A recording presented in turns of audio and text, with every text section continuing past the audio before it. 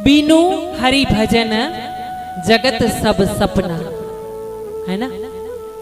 जो समझता है उसे पता चलता है कि हरि भजन के सिवाय जो भी पल निकल रहा है हमारे हाथों से, हमारे जीवन से, वो सब सपना है, वो व्यर्थ है।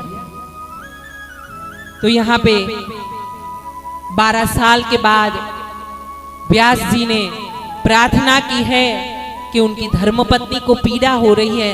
अब भगवान आप जन्म लीजिए, जो भी गर्भ में आप पधारे हैं आपको जन्म लेना पड़ेगा। तब अंदर से सुखदेव जी महाराज ने आवाज दी है कि हम ऐसे नहीं बाहर आएंगे। क्यों? क्योंकि बाहर आएंगे तो हमें माया पकड़ लेगी और हम माया के अधीन होने के लिए जन्म नहीं लेंगे। तब व्यास जी ने श्री कृष्ण भगवान का आह्वान किया है। भगवान स्वयं कृष्णचंद्र भगवान पधारे हैं, वहां पे सुखदेव जी ने बात की है और बोला है कि प्रभु आप हमें माया से अगर दूर रखे तभी हम जन्म लेंगे। अब बांके बिहारी ने कहा है कि चलिए हम थोड़ी क्षणों के लिए, ऐसे तो हम माया को रोक नहीं सकते, हमारी माया हमारे अधीन है, लेकिन उतना भी हम रोक नहीं सकते कि आपको वो पकड़े नहीं तो फिर पूरा जगत विरक्त हो जाएगा उतनी क्षणों में, है ना। सबको विरक्ति आ जाएगी पूरे जगत में अगर माया को रोक दे तो भगवान। लेकिन हम क्षण भर के लिए माया को रोक देते हैं। आप माँ के गर्भ से जन्म ले लीजिए। उसी पल में भगवान ने अपनी माया को रोके है। माया को रोकने के बाद सुखदेव जी ने जन्म लिया है। बोलिए सुखदेव जी भगवान की जय, अपने अपने माता पिता की जय।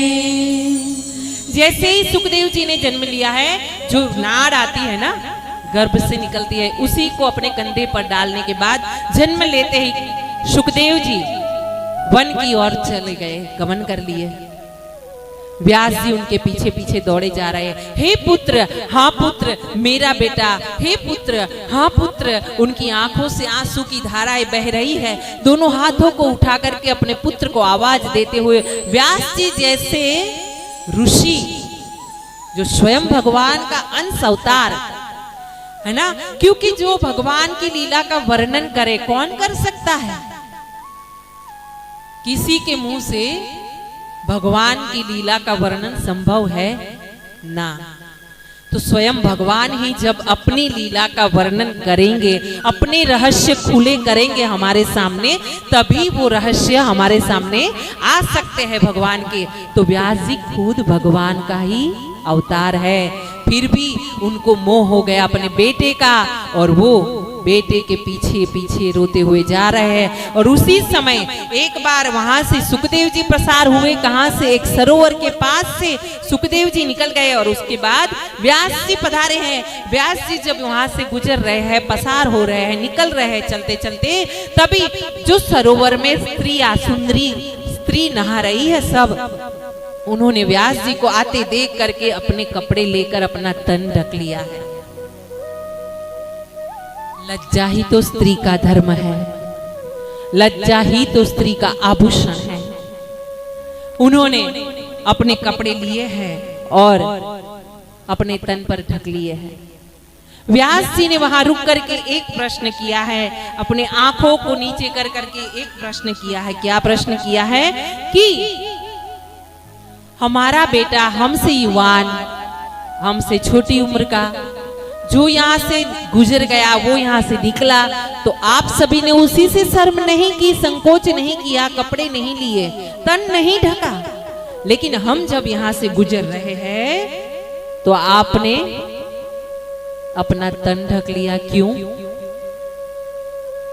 तो वो जो स्त्रियां, नारी वहां स्नान कर रही थी सरोवर में, उन्होंने बताया कि देखिए व्यास जी महाराज, हमसे अगर गलती हुई है तो हम आपको प्रणाम करते हैं, माफी मांगते हैं, लेकिन एक बात है कि सुखदेव जी महाराज पूर्ण विरक्त है। विरक्त किसको बोलते हैं? विरक्त उन्हें बोलते हैं कि जिनको ना स्त्री ना पुरुष, ना इधर ना उधर का कोई भी भेद हो, ना तू न मैं, सब एक। और हमारे में क्या होता है? तुम और मैं, आप और हम, है ना। जब द्वैत भाव चला जाता है ना, अन्योन्य, कि ये द्वैत भाव, आप अलग हो और हम अलग है, वो द्वैत भाव जब चला जाता है, सब एकाकार हो जाता है ना, तब जो आनंद आता है ना, वो आनंद कहीं नहीं है ना। ये मेरा परिवार है, ये मेरे परिवारजन है, कोई अलग नहीं है। ये मेरा देश है ना। उसमें कोई ब्राह्मण, उसमें कोई बनिया, उसमें कोई नीची कक्षा का जात ना, हम सब हिंदुस्तानी। ऐसा भाव जब आए ना, तब हिंदुस्तान का उद्धार होगा। तब तक उद्धार होने में अभी देरी है। अभी भी जितने बोलते थे ना, सोने की चिड़िया, जहाँ डाल डाल पर सोने की चिड़िया करती है बसेरा, वो भारत देश है मेरा, वो भारत देश है मेरा। पर क्या करे कि कोई बोला कि मैं ब्राह्मण हूं, तो कोई बोल रहा है, क्या बोल रहा है कि मैं बनिया हूं। कोई पटेल है तो कोई गुजराती है, तो कोई राजस्थानी, तो कोई मारवाड़ी, तो कोई कहाँ का, तो कोई कहाँ का। सबने अपने अपने प्रदेश पकड़े, अपनी अपनी जगह पकड़ी, अपनी अपनी जात पकड़ी। तब हिंदुस्तान लाचार होने लगा, है ना। सोने की चिड़िया के बाद अब ऐसी हालत हो गई है कि बड़ी बड़ी बातें और वड़ा पाव खाते, है ना। हाँ, चिड़िया भी तो कहाँ बची सोने की, सब लूट लूट के ले गए। और अभी तक भाई भाई भाई भाई ही चल रहा है। पहले चला हिंदी चीनी भाई भाई, है ना। अब चीनी के बारे में हम बोले तो हम एक बात बोलेंगे, देखिए जो करोगे वही भरोगे, है ना। उनके वहां कोई खाली नहीं बैठता। आप देखिए कितना प्रोडक्शन वो लोग उत्पादन कर रहे हैं। सेल होगा, चीन चाइना से आता है। कोई खिलौना होगा, मेड इन चाइना। कोई बैटरी है, टॉर्च है, मेड इन चाइना। कोई बड़ी चीज है, मेड इन चाइना। ये माइक है, मेड इन चाइना। ये स्पीकर है, मेड इन चाइना। बड़ा एसी है, मेड इन चाइना। कोई टीवी है, मेड इन चाइना। लीड है, मेड इन चाइना। कैमरा है, made in China. Made in China मतलब क्या क्या बनाते हैं वो लोग। खाली बैठे ही नहीं है, बस काम में लगे हुए हैं। तब उनका चल रहा है। जो करेगा काम, काम तो बोलेगा। आप क्या कर रहे हैं, हम क्या कर रहे हैं, है ना। काम बोलता है, चाम सबको प्यारा नहीं है, काम प्यारा है सबको। और इसीलिए यही देखना है कि किस प्रकार सब हम एक हो जाए, और एक होने के बाद हमारे हिंदुस्तान को आगे लेकर के आए। हमारा राष्ट्र कैसे अखंडित रहे। कितना बड़ा भव्य हमारा देश था, वहां से कटते कटते कटते अब तो केरल भी जाने वाला है, जम्मू कश्मीर भी, इधर बांग्लादेश भी जाने वाला है। अब एक बच्चे में माँ थक जाती है।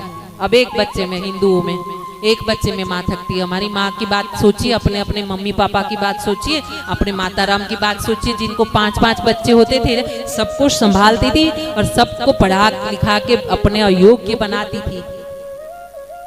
हम भी तो वही है, हम भी तो वही खा रहे हैं, हम भी तो वैसे ही जी रहे हैं। फिर हमारी और हमारी माता राम के बीच में क्या ऐसा हुआ कि जो हम एक